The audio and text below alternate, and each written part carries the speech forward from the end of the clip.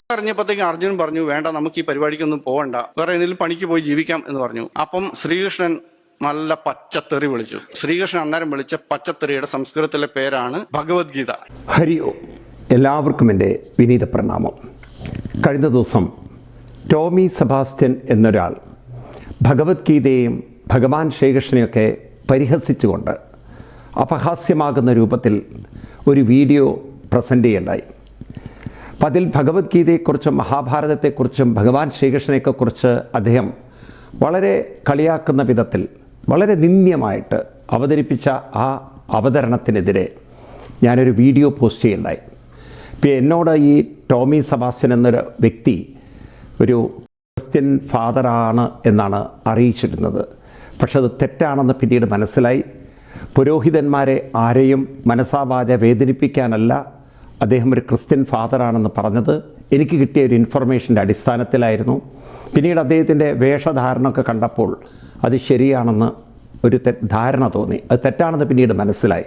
ഏതായാലും പുരോഹിതന്മാർക്കെല്ലാം ഇതുകൊണ്ട് വേദന ഉണ്ടായിട്ടുണ്ടെങ്കിൽ തീർച്ചയായിട്ടും അതിൽ ക്ഷമ ചോദിക്കുന്നു. പക്ഷേ ഒരു കാര്യം എനിക്ക് വീണ്ടും വീണ്ടും ഓർമ്മിപ്പിക്കാനുള്ളത്, ഭാരതത്തിൻ്റെ പൈതൃകത്തെ ഒരിക്കലും പരിഹസിക്കാൻ മുതിരരുത്.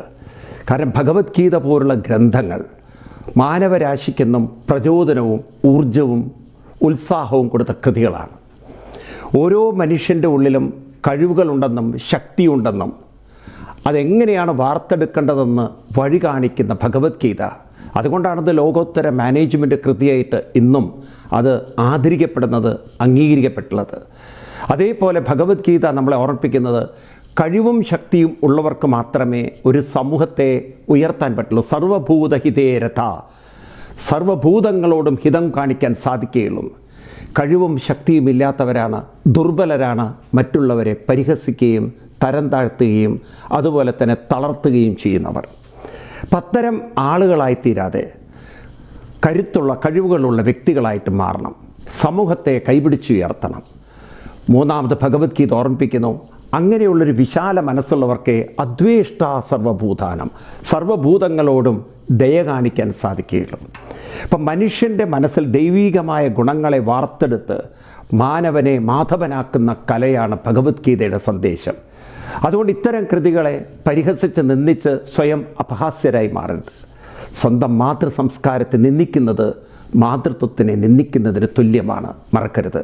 അതുകൊണ്ട് ഇത്തരം മഹത്തായ കൃതികളുടെ മഹത്തായ സംഭാവനകളെ ആദരിച്ചുകൊണ്ട് ബഹുമാനിച്ചുകൊണ്ട് നല്ല കാര്യങ്ങൾ സമൂഹത്തിൽ പറഞ്ഞു കൊടുക്കാൻ നിങ്ങൾക്ക് സാധിക്കട്ടെ. അതിന് നിങ്ങൾക്ക് ഗുരുത്വവും മഹത്വവും ഉണ്ടാവട്ടെ എന്ന് മാത്രം പ്രാർത്ഥിച്ചുകൊണ്ട് നിർത്തട്ടെ.